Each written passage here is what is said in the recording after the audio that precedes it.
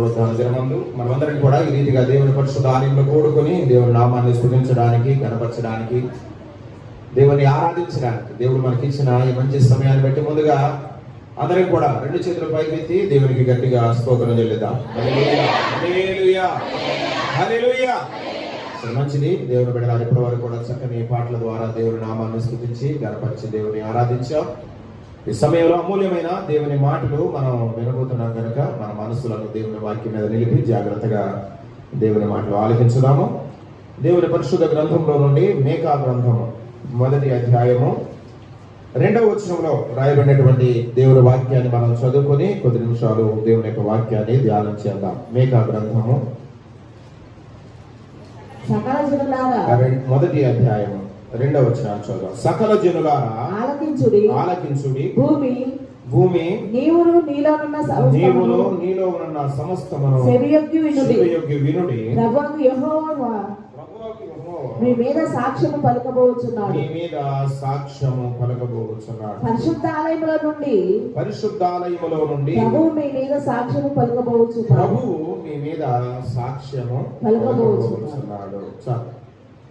దేవుని బిడ్డలారా, ఉదయకాల సమయంలో దేవుని యొక్క వాక్యాన్ని మనం ధ్యానించడానికి మేకా గ్రంథము 1వ అధ్యాయము 2వ వచనంలో వ్రాయబడినటువంటి దేవుని వాక్యాన్ని మనం చదువుకున్నాం. ఈ చదవబడినటువంటి లేఖన భాగంలో ఒక శ్రేష్టమైన మాట మనకు కనబడుతూ ఉంది. సకల జనులారా ఆలకించుడి, భూమి నీవును నీలోనున్న సమస్తమును చెవియొగ్గి వినుడి.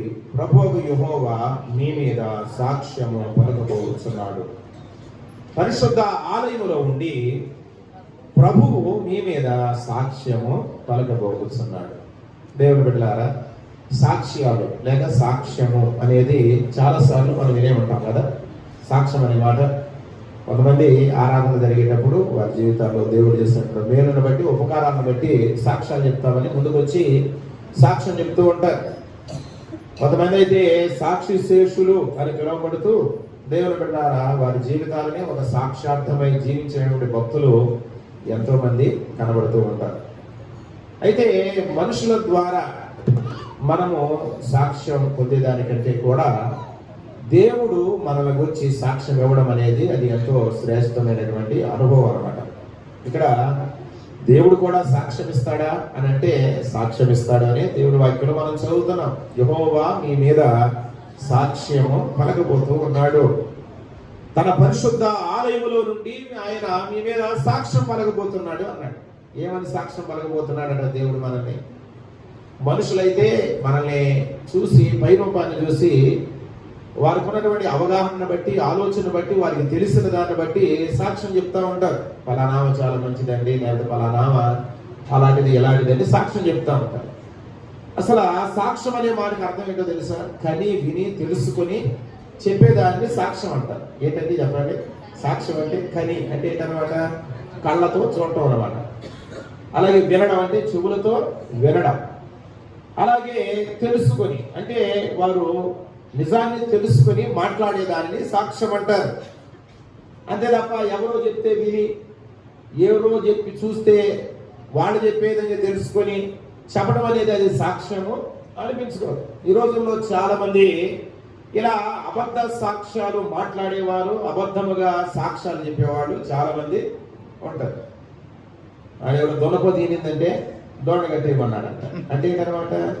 ఏదో వాడు విన్నాడు, అసలు వాడికి అర్థం కాల.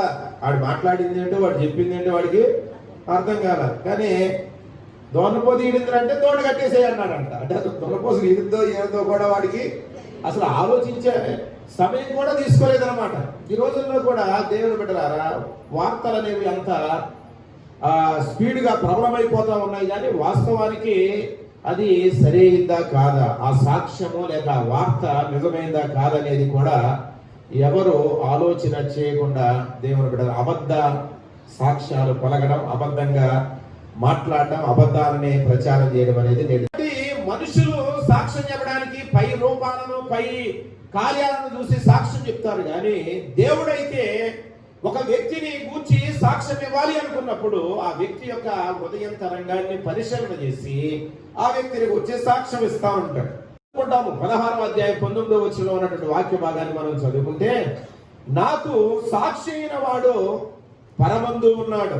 చదవండి దేవుని వాక్యాన్ని మనం చదువుకున్నాం. యోబు గ్రంథం 16వ అధ్యాయం 19వ వచనంలో, ఇప్పుడు నాకు సాక్షి అయిన వాడు ఇప్పుడు నాకు సాక్షి అయిన వాడు పరలోకంలో ఉన్నాడు. ఎక్కడున్నాడు?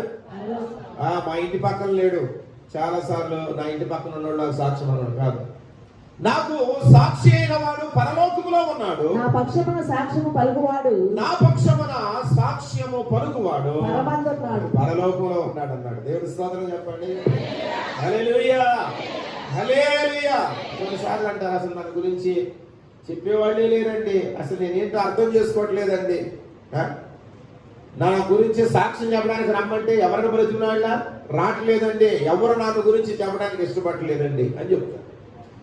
కానీ ఇక్కడ యోబు గారు ఏమంటున్నాడు చెప్పండి? నన్ను గురించి సాక్ష్యము పలుకువాడు ఎక్కడున్నాడు? పరలోకంలో ఉన్నాడు. ఆ పరలోకంలో ఉన్నటువంటి దేవుడట మనందరిని గురించి ఆయన సాక్ష్యం చెప్పగలిగినటువంటి దేవుడు అయి ఉన్నాడు. మన స్థితిగతులను ఎరిగిన దేవుడు ఆయన, మన ఆంతర్యాన్ని ఎరిగిన దేవుడు ఆయన, మన నడక, మన పడక, మన చూపు, మన తలంపులు, మన హృదయాలోచనలు ఆయన ఎరిగిన దేవుడు గనక దేవుని బిడ్డలారా, ఆయన మనల్ని గురించి సాక్ష్యం చెప్పే దేవుడుగా ఉంటున్నాడు. ఆయన సాక్ష్యం చెప్తాడు.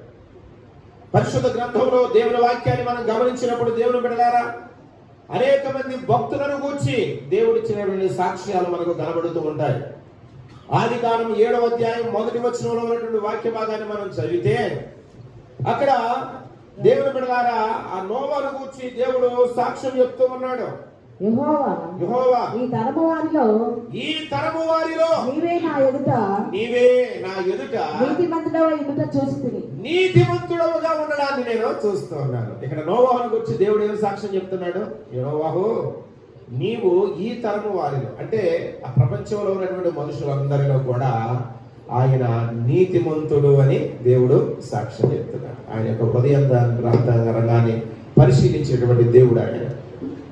ఆ దినాల్లో మనం గమనించినప్పుడు దేవుని బిడ్డలారా, ఎంతగా భూలోకము చెడిపోయిందో ఆదికాండం 6వ అధ్యాయంలో మనం చదువుకుంటాము. భూలోకం అంతా కూడా చెడిపోయిందంట. మనుషులందరూ తమ యొక్క మార్గములను చెరిపి వేసుకొని పాపములో బ్రతుకుతూ పాపము చేత తమ జీవితాలను దేవునికి ఆయాసకరంగా జీవిస్తూ ఉండగా ఒక వ్యక్తిని గురించి దేవుడు సాక్ష్యం పలుకుతున్నాడు. 6వ అధ్యాయంలో మనం చదువుకున్నప్పుడు అందరూ చెడిపోయారు అని, భూలోకంలో ఉన్న మనుషులందరూ కూడా తమ మార్గములన్నీ కూడా చెరిపి వేసుకున్నారు అని, పాపములో వారు నశించిపోతున్నారు అని మనుషులందరిని గురించి అక్కడ వ్రాయబడి ఉంటుంది. కానీ దేవుని బిడ్డ ఆ తరము వారిలో నోవహును గురించి దేవుడు ఇచ్చిన సాక్ష్యం ఏంటంటే, నీవే నా ఎదుట నీతిమంతుడవుగా ఉన్నావు, నీవు నా ఎదుట నీతిమంతుడవుగా ఉన్నావు అని గొప్ప సాక్ష్యం చెప్తున్నాడు. నీతిమంతుడిగా ఉండడం. దేవుని బిడ్డలారా, హెబ్రీ పత్రిక 11వ అధ్యాయము 5వ వచనంలో ఉన్నటువంటి వాక్య భాగాన్ని మనం గమనించినప్పుడు అక్కడ హానోకు అనేటటువంటి భక్తుల గురించి దేవుడు సాక్ష్యం ఇస్తూ ఉన్నాడు. చదవండి. హెబ్రీ పత్రిక 11వ అధ్యాయం 5వ వచనంలో, విశ్వాసమును బట్టి హానోకు మరణము చూడకుండానట్లు కొనిపోబడెను. అతడు కొనిపోబడక మునుపు దేవునికి ఇష్టడై ఉండెని సాక్ష్యము పొందెను. ఏమన్నా ఏం చెప్తున్నాడు హానోకు గురించి దేవుడు? ఏం సాక్ష్యం చెప్తున్నాడు? ఏం చెప్తున్నాడు? హానోకు గురించి దేవుడు ఏం సాక్ష్యం చెప్తున్నాడంటే, దేవునికి ఇష్టడై ఉండేనని సాక్ష్యం చెప్తున్నాడు. దేవునికి ఇష్టడై బ్రతుకుతున్నాడు. నిజంగా దేవుని కూడా ఈ లోకంలో మనం దేవునికి ఇష్టలుగా బ్రతకాలని దేవుడు కోరుతున్నాడు. చూసారా? ఆయనకి ఇష్టంగా మనం బ్రతకాలి. మన ఇష్టం వచ్చినట్లుగా మనం బ్రతకడానికి కోసం కాదు దేవుడు ఈ లోకంలో పుట్టించింది. ఈ లోకంలో ప్రతి మనిషిని కూడా దేవుడు ఎందుకు ఈ లోకంలో పుట్టించి బ్రతికించి ఆరోగ్యం ఇచ్చి మన ఆయుష్కాలాన్ని పొడిగించి సజీవులుగా మనల్ని నిలిపి ఉంచుతూ ఉన్నాడు అంటే ఆయనకి ఇష్టలుగా మనం జీవిస్తాము అని, ఆయనకి ఇష్టలుగా మనం బ్రతకాలి అని. అయితే దేవుని బిడ్డలారా, ఈ దినాల్లో చాలా మంది దేవునికి ఇష్టలుగా జీవించలేకపోతూ ఉన్నారు. ఇశ్రాయేలు గురించి కీర్తనలో ఒక మాట ఉంటది, అనేక మంది అరణ్యంలోనే వారు సంహరించబడ్డారు లేక రాలిపోయారు. ఎందుకంటే వారిలో అనేకులు దేవునికి ఇష్టలుగా బ్రతకలేదు అని వాక్యంలో రాలి. ఎలా బ్రతకలేదంటే వాళ్ళు దేవునికి ఇష్టలుగా బ్రతకలేదంట. దేవుని పేరు పెట్టుకున్నారు, దేవుని ప్రజలే, దేవుడే వారిని నడిపిస్తున్నాడు. ప్రతిదినము దేవుడు పెట్టే ఆహారాన్ని తింటున్నారు. ఆకాశము నుండి మన్నాను, దేవదూతలు తినే ఆహారాన్ని దేవుడు వారికి అందిస్తూ వచ్చాడు. బండలో నుండి జలమును వారికి త్రాగనిస్తూ ఉన్నాడు. పగటి వేళ ఎండ దెబ్బ తగలకుండా మేఘ స్తంభమును నిలిపి దేవుడు వారిని కాపాడుతూ వచ్చాడు. రాత్రి వేళ అగ్ని స్తంభముగా వారి మధ్య దేవుడు ప్రత్యక్షమవుతూ వచ్చాడు. కానీ దేవుని బిడ్డలారా, వారంట దేవునికి ఇష్టలుగా బ్రతకలేదంట. అందుకనే చేరవలసినటువంటి వాగ్దాన దేశములో వారు చేరుకోకుండా మధ్యలోనే రాలిపోయారు. దేవుని బిడ్డలారా, మన జీవితాల్లో కూడా దేవునికి ఇష్టలుగా మనం బ్రతకకపోతే మనం చేసేటటువంటి మన యొక్క ఆత్మీయ ప్రయాణం దేవుని బిడ్డలారా నిష్ప్రయోజనకరమైనదిగా అవుతుంది. కనుక నువ్వు దేవుని నమ్ముకొని ప్రభుని అంగీకరించిన బిడ్డగా మారు మనసు పొంది రక్షించబడి ప్రభు కొరకు బ్రతకడానికి ఒక తీర్మానం చేసుకొని దేవునికి ఇష్టంగా బ్రతకడానికి నీవు ప్రయత్నం చేయాలి. మనందరం కూడా ఆ రీతిగా ప్రయత్నం చేయడానికి ప్రయాసపడాలి. దేవునికి ఇష్టలుగా మనం బ్రతకాలి. ఇక్కడ హానోకంట దేవునికి ఇష్టడై ఉండేనని దేవుని చేత నాకు ఇష్టడు అని దేవుడు హానోకుని గురించి సాక్ష్యం చెప్తున్నాడు. ఆదికాండం 22వ అధ్యాయం 12వ వచనంలో ఉన్నటువంటి వాక్యాల భాగాన్ని మనం చదువుకున్నప్పుడు దేవుడు అబ్రహాముని గురించి సాక్ష్యం చెప్తూ అంటాడు, నీవు దేవునికి భయపడువాడవు అని. అక్కడ అబ్రహాముని గురించి సాక్ష్యం చెప్తున్నాడు. ఎవరి గురించి అమ్మా? అబ్రహాముని గురించి. నేను మనసులో ఎక్కడ ఉన్నట్లా ఎవరి గురించి సాక్ష్యం చెప్తున్నాడు? అబ్రహాం. ఎవరి గురించి సాక్ష్యం చెప్తున్నాడంటే దేవుడి గురించి అంటారు. అంటే అంత చక్కగంటున్నారు అన్నమాట మీరు. ఎవరి గురించి సాక్ష్యం చెప్తున్నాడు ఆయన? అబ్రహాముని గురించి సాక్ష్యం చెప్తున్నాడు. ఎవరు సాక్ష్యం చెప్తున్నారు? ఇప్పుడు చెప్పండి, దేవుడి గురించి. దేవుడు చెప్తున్నాడు. అర్థమవుతుంది? నేనేం చెప్తున్నానో కూడా అర్థం కావట్లేదు. కనుక నేను అబ్రహాముని గురించి దేవుడు ఏమని సాక్ష్యం చెప్తున్నాడు? అతడు దేవునికి భయపడువాడని. యోసేపు ఆదికాండంలో చెప్తాడు, నేను దేవునికి భయపడేవాడని. తనకు తాను చెప్పుకుంటున్నాడు. నిజమే, దేవునికి భయపడేవాడే. కానీ దేవుని బిడ్డలారా, అక్కడ యోసేపు నేను దేవునికి భయపడవాడను అని ఆయన చెప్పుకుంటున్నాడు. కానీ ఇక్కడ అబ్రహాముని గురించి అయితే దేవుడే సాక్ష్యం చెప్తున్నాడు. ఏమని? నీవు దేవునికి భయపడువాడవని ఇందువలన నాకు కనబడుతుంది. నీవు దేవునికి భయపడేవాడవని నాకు కనబడుతుంది అన్నాడు. దేవునికి భయపడేవాడవనే మనం నిజంగా దేవుని బిడ్డలారా, దేవునికి భయపడే వ్యక్తులంగా ఈ లోకంలో మనం బ్రతుకుతున్నామంటే దేవుని భయం ఉంటే మన ప్రవర్తన చాలా జాగ్రత్తగా కాపాడుకుంటాం. అర్థమవుతుందా? దేవుడు మనల్ని చూస్తున్నాడు, ఆయన మనల్ని గమనిస్తా ఉన్నాడు. మన నడక, మన పడక, మనం కూర్చుండడం, దేవుని బిడ్డలారా మన యొక్క స్థితిగతులన్నీ కూడా ఆయన ఎరిగిన వాడని కనుక మనం గ్రహించినట్లయితే ఎంత భయముతో మనం బ్రతుకుతామో. ఇక్కడ అబ్రహామును దేవుని బిడ్డలారా ఆయన గణపరుస్తూ అబ్రహాముని గురించి దేవుడు ఇస్తున్నటువంటి సాక్ష్యం ఏంటంటే, నీవు దేవునికి భయపడు వాడవని ఇందుమూలముగా నాకు కనబడుచు ఉన్నది అంటాడు. సంఖ్యాకాండంలో దేవుని బిడ్డలారా 12వ అధ్యాయం 7వ వచనంలో ఉన్నటువంటి వాక్య భాగంలో మనం గమనించినప్పుడు అక్కడ మోషేను గురించి దేవుడు సాక్ష్యం చెప్తున్నాడు. ఏమని సాక్ష్యం చెప్తున్నాడు? మోషేను గురించి అతడు నా ఇల్లంతటిలో కూడా నమ్మకమైన వాడు. మరొక చాట మోషేను గురించి దేవుడు సాక్ష్యం ఇస్తూ అంటాడు, మోషే భూమి మీద ఉన్న వారందరిలో కూడా మిక్కిలి సాత్వికము కలిగినటువంటి వాడు, సాత్వికుడు అన్నాడు. దాదాపుగా 25-30 లక్షల మంది ప్రజలను నడిపిస్తూ కూడా ఎంత తగ్గింపు కలిగిన వాడు అన్నాడు. మనమైతే చిన్న అధికారం ఏదైనా ఉంటే మహిళా మండలి ప్రెసిడెంట్ అయితే పట్టుకోవడానికి పట్టబద్దాలను ఎంతవరకు అయితే అదేదో పెద్ద భారతదేశ ప్రధాని ప్రెసిడెంట్ అన్నట్టుగా ఫీల్ అయిపోతారు. వార్డు మెంబర్ అయితే, ఒక ఊరు ప్రెసిడెంట్ గారు అయితే అబ్బో అసలు పట్టబద్దాలు ఉండవండి, చిన్న అధికారం అయితే కదా. మోషే అయితే ఎన్ని సంవత్సరాలు చెప్పండి? 40 సంవత్సరాలు నడిపించాడు. 40 సంవత్సరాలు ఇశ్రాయేలీయులు 40 సంవత్సరాలు నాయకుడిగా ఉండి నడిపించాడు. దేవుని బిడ్డ అయినప్పటికీ కూడా ఎంత సాత్వికమో, ఎంత వినయమో, ఎంత విధేయత కలిగిన వాడుగా ఉన్నాడు కదా. కొంతమంది పైకి ఎంతో వినయంగా ఉన్నట్లు కనపడతారు, లోపల మాత్రం చాలా అతిశయము, గర్వం కనపడతారు. దేవుడు హృదయాన్ని ఎరుగును కదా. కాబట్టి నీ హృదయ స్థితిని బట్టి దేవుడు నేను గురించి సాక్ష్యం చెప్తాడు. మనుషులను నువ్వు బోధ కొట్టేవచ్చు కానీ దేవుడు మనం మభ్య పెట్టగలరా? పెట్టలేం కదా. కాబట్టి మోషేను గురించి దేవుడు ఎంత శ్రేష్టమైన సాక్ష్యం చెప్తున్నాడంటే, మోషే నా ఇల్లంతటిలో నమ్మకమైన వాడు అని చెప్పాడు. ఇంకా ఏమన్నాడు చెప్పండి? మోషే ఈ భూమి మీద ఉన్న వారందరిలో కూడా మిక్కిలి సాత్వికుడు అని చెప్పాడు. యోబు గ్రంథం 1వ అధ్యాయం 8వ వచనంలో ఉన్న వాక్య భాగాన్ని మనం చదువుకున్నప్పుడు దేవుడు భక్తుడైన యోబుని గురించి ఎంత దేవుని బిడ్డలారా అతిశయంగా సాక్ష్యం చెప్తున్నాడు తెలుసా? అందుకు యెహోవా నీవు నా సేవకుడైన యోబు సంగతి విచారించావా? ఆలోచించావా? అతడు యథార్థవర్తనుడు,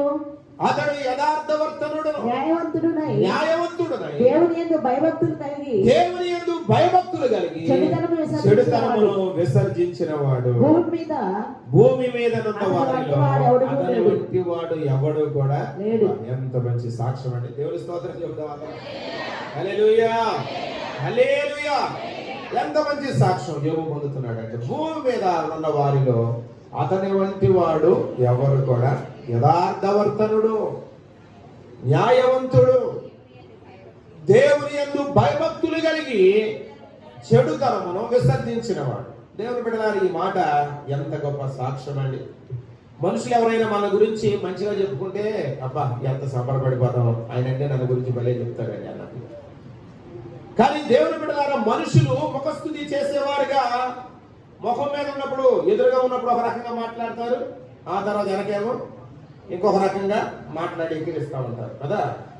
కానీ ఇక్కడ మనం గమనించినప్పుడు ఇక్కడ యోబుని గురించి దేవుడు ఇస్తున్నటువంటి సాక్ష్యం ఏంటంటే, భూమి మీద ఉన్న వారిలో అతని వంటి వాడు ఎవడు కూడా ఎవ్వరూ లేడు. అంటే అంత భక్తి కలిగి జీవిస్తూ ఉన్నాడు, అంతగా నేనంటే భయం కలిగి బ్రతుకుతున్నాడు, అంత యథార్థంగా జీవిస్తూ ఉన్నాడు. యథార్థపరులు ఉంటే ఉండవచ్చు, న్యాయంగా జీవించేవాడు ఉంటే ఉండొచ్చు, దేవుని భయభక్తులు కలిగి జీవిస్తూ ఉండేవాళ్ళు ఉంటే ఉండవచ్చు, కానీ యోబు వలె జీవించే వాళ్ళు ఎవరు కూడా లేరు. అందుకని అంటాడు, భూమి మీద అతని వంటి వాడు ఎవడు కూడా, అతని వంటి భక్తి కలిగిన వాడు లేడు అని యోబుని గురించి దేవుడు సాక్ష్యం ఇస్తూ ఉన్నాడు. యోహాను సువార్త 1వ అధ్యాయం 47వ వచనంలో ఉన్న వాక్య భాగాన్ని మనం గమనించినప్పుడు, దేవుని బిడ్డలు అక్కడ ప్రభు అయిన యేసుక్రీస్తు వారు శరీరధారిగా ఉన్న దినాల్లో ఒక వ్యక్తి ఆయన దగ్గరకు రావడం చూసి అంటున్నాడు, ఇతడు నిజముగా ఇశ్రాయేలీయుడు, ఇతనిలో ఏ కపటము ఏమి లేదంటమ్మా, ఏ కపటం లేనివాడు అని చెప్తున్నాడు. ఎవరి గురించి? నతానీయుల గురించి సాక్ష్యం చెప్తూ ఉన్నాడు. ప్రభు నతానీయులు తన యొద్దకు వచ్చిన చూచి, ఇతడు నిజముగా ఇశ్రాయేలీయుడు, ఇతడు నిజముగా ఇశ్రాయేలీయుడు. అంటే నిజముగా ఇశ్రాయేలుడు అంటే నిజానికి ఇశ్రాయేలు కాని వారు కూడా ఉన్నారా? ఇతడు ఏమి నిజమైన విశ్వాసం అంటే నిజంగా విశ్వాసులు కాని వాడు కూడా ఉన్నారా అంటే ఉంటారని అర్థమవుతుందా? కాబట్టి ఇక్కడ ప్రభువే సాక్ష్యం ఇస్తూ ఉన్నాడు నతానీయేలును గురించి, ఇతడు నిజముగా ఇశ్రాయేలీయుడు, ఇతని యందు ఏ కపటము లేదు. ఆశ్చర్యపోయాడు. అంతకుముందు ఎప్పుడు కూడా నతానీయేలు ప్రభు కలుసుకున్నటువంటి సందర్భం లేదు. నతానీయేలు అంటున్నాడు, నన్ను గురించి నీకు ఎట్లా తెలుసయ్యా? నీకేం తెలుసు? నేను ఎప్పుడు నీ దగ్గరకు రాలేదు అని అంటే, దేవుని బిడ్డ ఆయనకు తెలుసా? ఏంటి తెలీదా? తెలుసా? ఏమంటాడు తెలుసా? నీవు అంజూరం చెట్టు కింద పిలుపు నిన్ను పిలువక మునిపే నువ్వు ఎక్కడో నా దగ్గరకు రాలా, ఇంకా అక్కడ ఆ అంజూరపు చెట్టు క్రింద నీవు కూర్చున్నప్పుడే నేను నిన్ను చూశానయ్యా. నిన్ను చూశానంటే అర్థం ఏంటి? నీ హృదయాన్ని కూడా నేను స్కానింగ్ చేసి పడేసాను, అంటే పరిశీలన చేశాను. స్కానింగ్ అనే మాట ఇప్పుడు అందరికి కూడా అర్థం వినబడే కదా. అంటే ఏంటనమాట, మనకి పైకి కనపడకపోయినా స్కాన్ చేసి చూసినప్పుడు ఏం కనపడుతుంది అనమాట, లోపల ఉన్న ఆ లోపం అనేది తెలుస్తుంది. స్కానింగ్కి వెళ్ళాలి అంటారు చూసారా? అంటే ఏంటనమాట, స్కానింగ్ చేసేస్తాడు. ఈ వైద్య పరికరాలు మనిషి యొక్క శరీరంలో ఉన్నటువంటి భాగాలను మాత్రమే స్కానింగ్ చేయగలమేమో కానీ, మన ప్రభు అయితే మన ఉదయంత రంగంలో ఉన్నటువంటి తలంపులు, ఆలోచనలు కూడా ఆయన స్కాన్ చేయగలిగినటువంటి దేవుడు అన్నమాట. అంటే పరిశీలించగలిగినటువంటి దేవుడు అయ్యాడు. మనలో ఉన్నటువంటి లోటుపాట్లను కూడా ఆయన కనుగొనగలిగినటువంటి దేవుడు అయి ఉన్నాడు. కనుక దేవుని బిడ్డలారా, ఇక్కడ నతానీయుని గురించి అంటున్నాడు, ఇతని యందు ఏ కపటము లేదు. కపటము లేనటువంటి వ్యక్తిగా జీవిస్తూ ఉన్నాడట నతానీయులు. దావీదును గూర్చి దేవుని బిడ్డలారా దేవుని వాక్యంలో రాయబడుతుంది. అపోస్తలుల కార్యాల గ్రంథం 13వ అధ్యాయం 22వ వచనంలో ఉన్న వాక్య భాగాన్ని మనం చదువుకున్నప్పుడు అక్కడ వ్రాయబడింది, తరువాత అతనిని తొలగించి దావీదును వారికి రాజుగా ఏర్పరిచాను. మరియు ఆయన యెష్షయి కుమారుడైన దావీదును కనుగొంటిని. అతడు నా ఇష్టానుసారుడైనటువంటి మనుష్యుడు, అతడు నా ఉద్దేశములన్నీ నెరవేర్చునని చెప్పి అతనిని గూర్చి సాక్ష్యం ఇచ్చాడట. దేవుని స్తోత్రం చెబుదామా? హల్లెలూయా. దావీదుని గురించి దేవుడు సాక్ష్యం పలుకుతున్నాడు. ఏమని సాక్ష్యం పలుకుతున్నాడు? నా ఇష్టానుసారుడైనటువంటి మనుష్యుడు, నా ఇష్టానుసారుడైన మనుష్యుడు. అంతకుముందు ఆదివారం చెప్పుకున్నాం కదా, దేవా నీవే నా దేవుడవు, నీ చిత్తానుసారము అంటే నీకు ఇష్టానుసారంగా ప్రవర్తించడం నాకు. ఆ ప్రార్థన చేసుకునేవాడండి దావీదు. నీవు నా దేవుడవు నాయన, నా ఇష్టం వచ్చినట్లుగా నేను బ్రతకడం కాదు, నీ ఇష్టానుసారంగా బ్రతకడం నాకు నేర్పించమని ప్రార్థన చేసుకునేవాడు. ప్రార్థన చేసుకోవడమేనా? అలాగే జీవించాడు. ఆయన అంటాడు, దేవా నీ చిత్తము నెరవేర్చుట నాకు సంతోషం, నీకు ఇష్టానుసారంగా బ్రతకడమే నాకు సంతోషం. ఈ దినాల్లో మనుషులు ఎవరికి ఇష్టం వచ్చినట్లుగా వాడు బ్రతుకుతున్నారు. ఏంటిది అంటే నా ఇష్టం, నువ్వెవరు చెప్పడానికి నాకు అంటున్నారు, అంటలేదా? పిల్లలు కూడా అంటారు నా ఇష్టం. వాళ్ళకి ఇష్టం వచ్చినట్లుగా తింటారు, ఇష్టమైందే తింటారు, ఇష్టమైనట్లుగా మాట్లాడతారు, ఇష్టమైనట్లు చోట్లకే పెడతారు, ఇష్టమైనట్లుగా ప్రవర్తిస్తూ ఉంటారు. అక్కడ కష్టం ఉన్నా ఇబ్బంది ఉన్నా పెద్దలు ఆలోచించి చెప్తూ ఉన్నా వాటిని పట్టించుకోరు. నా ఇష్టం. ఈ రోజుల్లో చాలా మంది దేవుని బిడ్డలారా, నాకు ఇష్టం. దేవుని బిడ్డలారా, మన ఇష్టం వచ్చినట్లుగా మనం బ్రతకడం కాదు. దేవుని వాక్యం భూమి మీద ఉన్న భక్తులే శ్రేష్ఠులు, కేవలం వారు నాకు ఇష్టం. భక్తి కలిగి జీవించే వాళ్ళంటే దేవునికి ఇష్టం అంట. కనుక ఆయనకి ఇష్టలుగా మనం బ్రతకాలి. ఇందాక హారోకుల గురించి కూడా చదువుకున్నాం కదా, అతడు కొనిపోబడక మునుపు దేవునికి ఇష్టడై ఉండేనని సాక్ష్యం పొందాడట. కాబట్టి దేవుని బిడ్డలారా, ఇక్కడ దావీదుని గురించి దేవుడు సాక్ష్యం చెప్తూ ఉన్నాడు. ఏమనంటే, దావీదు నా ఇష్టానుసారుడైనటువంటి మనుష్యుడు, నా ఉద్దేశ్యములను అతడు నెరవేర్చేవాడు. ఉద్దేశాలంటే ఆ దేవుడు కలిగినటువంటి ఆలోచనలను నెరవేర్చేవాడు. ఈ దినాల్లో మనుషులు వారు కలిగి ఉన్నటువంటి ఉద్దేశాలను అంటే ఆలోచనలను నెరవేర్చుకోవడానికి ప్రయత్నం చేస్తూ ఉంటారు. వారు ఆలోచించింది చేయడానికి, వారి ఉద్దేశాలని నెరవేర్చుకోవడానికి. నా ప్రాణమా తినము, త్రాగుము, సుఖించుము, సంతోషించుము అన్నట్లుగా. కానీ దేవుడు ఇక్కడ మనం గమనించినప్పుడు నా ఉద్దేశములన్నీ కూడా దావీదు నెరవేరుస్తాడు. మొట్టమొదటిగా ఇశ్రాయేలును పరిపాలించడానికి దేవుడు సౌలును రాజుగా అభిషేకించాడు. కానీ సౌలు తన ఇష్టాన్ని జరిగించడానికి ప్రయత్నం చేశాడు కదా. దేవుడు చెప్పినది ఒకటైతే తాను చేసింది మరి ఒకటి. అమాలేకుల మీద యుద్ధం చేయడానికి వెళ్ళినప్పుడు దేవుడు జయమిచ్చాడు. అమాలేకులందరినీ కూడా సమూలంగా నిర్మూలన చేయమని దేవుడు చెప్తే ఆయన ఏం చేశాడు తెలుసా? సౌలు గారు ఏం చేశాడు? బలిసినటువంటి ఎడ్లను, గొర్రెలను ఒక ప్రక్కగా తీసి పెట్టాడు. ఏంటయ్యా అంటే, అది నీకోసమే నాయన, నీకు బలి ఇవ్వడానికి నేను సిద్ధపరిచానని చెప్తున్నాడు. దేవుడు అడిగాడా? బలిని కోరేవాడు కాదు కదా. ఒకవేళ కావాలంటే ఆయన అడుగుతాడుగా. 1000 కొండల మీద పశువులన్నీ కూడా నావే అన్నాడు కదా దేవుడు. ఆయన ఒకవేళ తాను బలిగా కోరుకునేది ఏంటో తెలుసా? శాపగ్రస్తమైన వాటిని కోరుకుంటాడు ఆయన? కోరుకోడుగా. శాపగ్రస్తమైన వాటిని దేవుడికి అర్పించకూడదట. అర్థమవుతుందా? శపించబడిన వాటిని దేవుడికి అర్పించకూడదు. అర్థమైపోయిందా? మలాకి గ్రంథంలో ఉంటుంది, తన మందలో శ్రేష్టమైనది ఉండగా దాన్ని ప్రక్కన పెట్టేసి గుడ్డిదాన్ని తీసుకొచ్చి దేవునికి అప్పగిస్తే వాడు శాపగ్రస్తుడు అవుతాడు అని. బాగున్నప్పుడు కోడి తీసుకురారు, దానికి కుక్కరి దగ్గర రోగం వచ్చింది అనుకో, అక్కడే అయ్యగారి దగ్గర వచ్చింది అన్నట్టు తీసుకోవడం. ఆయనకు తెలుసు రేపు మాకు వచ్చింది. అర్థమవుతుంది? అట్లాంటివి తీసుకురాకూడదు. గుడ్డాటిని దేవునికి అర్పించకూడదు. దేవునికి కానుకేసేటప్పుడు కూడా చిరిగిపోయి అట్లాంటివి దేవునికి ఇవ్వకూడదు. పనికిరాని పంటని కాగితాలు తీసుకొచ్చి కొంతమంది చేస్తారు. అవన్నీ చాలా జాగ్రత్తగా భద్రపరిచి ఉంచుతున్నాను. ఒక రోజు ఇప్పుడు ప్రదర్శన పెడతాం మీకు, చూడండి అమ్మ మన భక్తులు వేసిన కానుకలు. కాబట్టి దేవుని పెట్టారా? అసలు నాకే కోపం వస్తుంటే దేవుడికి ఎంత కోపం వస్తుంది? వచ్చిందా రాదా? ఒకడైతే 10వ తరగతి 10,000 రూపాయల కాగితం సగం వేసాడు, అంటే సగం వచ్చేవారు వేస్తాడే మరి సగం కాగితం దేవుడు పెడదానంటే అట్లాంటివి వేయకూడదు. దేవుడికి వదిలే నేను ఎవరన్నారు అర్థమవుతుందా? ఉన్నప్పుడు దేవుడిని కలుగ చేసినప్పుడు దేవుడికి ఇవ్వాలనుకున్నప్పుడు ఇవ్వ తప్ప అట్లాంటి వాటిని దేవుడికి ఎవరు చూడట్లేదు, అయ్యగారికి తెలియదులే, నేను వేసినట్టుగా ఎవరు గమనించలేదు అన్నట్లుగా పనికిరాని వాటిని లేకపోతే పడన వాటిని తీసుకొచ్చి ఉపయోగపడిన వాటిని తీసుకొచ్చి దేవుడికి నీకు ఉపయోగపడింది దేవునికి ఉపయోగపడదా? ఉపయోగపడదు కదా. జాగ్రత్త దేవుని పట్ల. కనుక ఇక్కడ నీ ఉద్దేశం నువ్వు నెరవేర్చుకోవడం కాదండి, దేవుని చిత్తాన్ని నువ్వు నెరవేర్చే వ్యక్తిగా ఉండాలి. ఈ రీతిగా పరిశుద్ధ గ్రంథాన్ని మనం గమనించినప్పుడు ఎంతో మందిని గురించి దేవుడు సాక్ష్యం ఇచ్చాడు. వారి పేర్లు వారి యొక్క చరిత్రను బైబిల్ గ్రంథంలో ఎందుకు వ్రాయబడి ఉన్నాయి అంటే కేవలం దేవుని బిడ్డలారా వారి యొక్క భక్తిని బట్టి వారి యొక్క విశ్వాసాన్ని బట్టే. ఊరికనే వారిని గురించి దేవుడు సాక్ష్యం ఇవ్వలేదండి. హానోకుని గురించి దేవుడు సాక్ష్యం ఇచ్చాడు, నీవు నాకు ఇష్టమైన వ్యక్తివని. దానికి కారణం ఏంటంటే దేవునికి ఇష్టడుగా బ్రతికాడు కనుకని.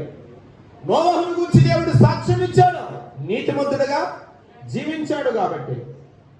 అలాగే అబ్రహాముని గురించి దేవుడు సాక్ష్యం ఇచ్చాడు, అబ్రహాము దేవునికి భయపడాడు కాబట్టి.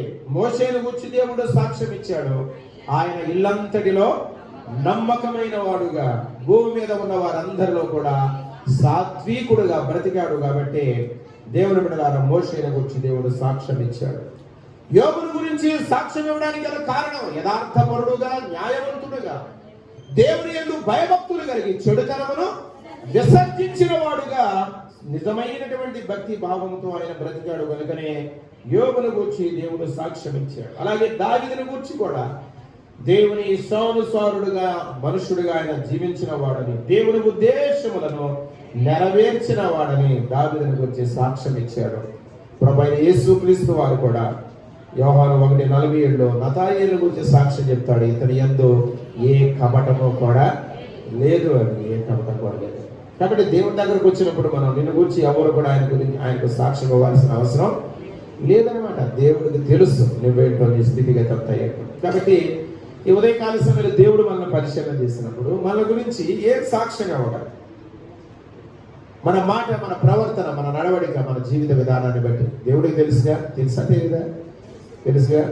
మరి ఆయన మన గురించి ఏ సాక్ష్యం చెప్తాడు? ఆయన మన గురించి చెప్పే సాక్ష్యం దేవుని బిడ్డ ఎలా ఉంటుందో ఒకసారి మనం పరీక్ష చేసుకోవాలి. ఉదయకాల సమయంలో పరిశుద్ధాత్మ దేవుడు మనతో మాట్లాడుతున్న మాట, యెహోవా మీ మీద సాక్ష్యము, యెహోవా నీ మీద, నా మీద ఆయన ఏం చెప్పబోతున్నాడు చెప్పండి?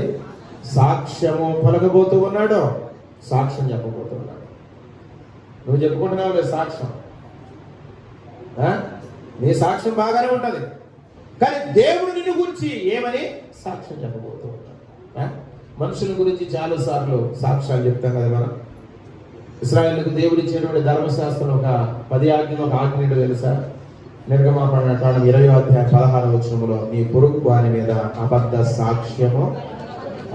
సాక్ష్యం పలకూడదు. మనుషుల మీద వారికి ఉన్నటువంటి ద్వేషాన్ని బట్టి, అసూయను బట్టి, కక్షను బట్టి ఏం చేస్తారో తెలుసా? ఏం చేస్తారు చెప్పండి? అబద్ధ సాక్ష్యాలు పొరుగుతూ ఉంటారు. ఆ సంగతి నీకు తెలుసా, ఆయన సంగతి నీకు తెలుసా? ఏం తెలియదు కానీ దేవుని బిడ్డలారా ఏదో తెలుసు అన్నట్లుగా. ఏం తెలుసు నీకు? ఒక వ్యక్తి గురించి మనకు తెలుస్తుందా? తెలియదు. ఏదో 10 రూపాయలు బట్టి నువ్వు ఏదో పలుకుతూ ఉంటావు కానీ వాస్తవానికి నీకేం తెలుసు అని తెలుస్తుందా? మనకి తెలియదు కదా. ఒక నడత, ఒక ప్రవర్తన అంతా కూడా ఎదిగిన వాడు దేవుడే. ఆయన సాక్ష్యం చెప్పాలి. నువ్వు చెప్పే సాక్ష్యం ఎవరికి? కనుక దేవుని బిడ్డలారా అబద్ధ సాక్ష్యము. కోర్టుల దగ్గర ఉంటారండి ఎవరు? ఈ అబద్ధ సాక్ష్యాలు కలిపి లాయర్లకు బాగా తెలుసు. ఇప్పుడు మనం ఏదైనా కేసు మీద కోర్టుకి వెళ్ళేవనుకోండి, నాకు ఎవరు లేదయ్యా సాక్ష్యం చెప్పడానికంటే నేను ఏర్పాటు చేస్తాను అంటే ఎవరు అన్నా అసలు వాళ్ళ ముక్కు మొహం కూడా మనకు తెలియదు. ఏలే సాక్షులు అంటారు. ఎవరు మనం ఖండించి వాళ్ళకెళ్ళి ఆశ్చర్యపోతాం చూడాలి. సాక్ష్యం అంటే ఏమని అర్థం చెప్పా, కానీ విని తెలుసుకుని చెప్పేది సాక్ష్యం. కానీ వాళ్ళకి ఏమి తెలియదు. లాయర్ గారు చెప్తాడు ఏం చెప్పాలంటే వాళ్ళు ఏం చెప్తే అదే చెప్తారు. అర్థమవుతుందా? ఎందుకంటే ఆయన చెప్పిందే చెప్తారు. అంతేగా ఏమన్నా? అంతేనా? మరి అంతే. ఎందుకంటే వాళ్ళు చూసిందా, వాళ్ళు వినదా, వాళ్ళు తెలుసుకుందా? ఏమి లేదుగా. లాయర్ గారు చెప్తాడు, అరే ఇది చెప్పురా, ఇది ఎట్లా ఎట్లా ఎట్లా చెప్పాలి, ఆడ అట్లా ఎట్లా చెప్పమన్నాడో అట్లా చెప్తాడు. ఒక 500 ఎంతో 1000 రూపాయలు అడిగి ఇచ్చేసి పంపించేస్తాడు. ఇతను సాక్ష్యం చెప్పారంటే ఆ దొంగ సాక్ష్యాన్ని బట్టి వీళ్ళకి శిక్ష విధిస్తారు. సహజంగా మనకు తెలిసిందే కదా. యేసు ప్రభుని సిలువ వేయడానికి ఏం చేశారని చెప్పండి. ఎన్నోసార్లు వాళ్ళు రకరకాలైన ప్రయత్నాలు చేశారు, కుదరలేదు. చివరికి ఏం చేశారంట, ఇద్దరు సాక్షుల్ని పిలుచుకొచ్చారంట, దొంగ సాక్షుల్ని పిలుచుకొచ్చారు. ఏమని?